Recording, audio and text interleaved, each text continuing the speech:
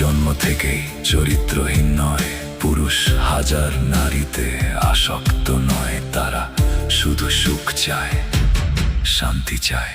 তাদের ঘাম ঝরাতে কোনো ভয় নাই, তারা শুধু ঘরে ফিরে একটু শান্তি চায়, একটু আদর চায়, একটু ভালোবাসা চায়, আর কিছু নয়।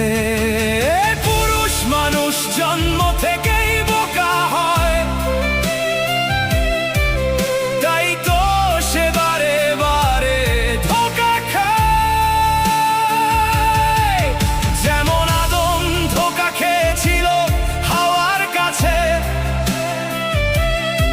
তেমনি পুরুষ বোকা হয় সংসারের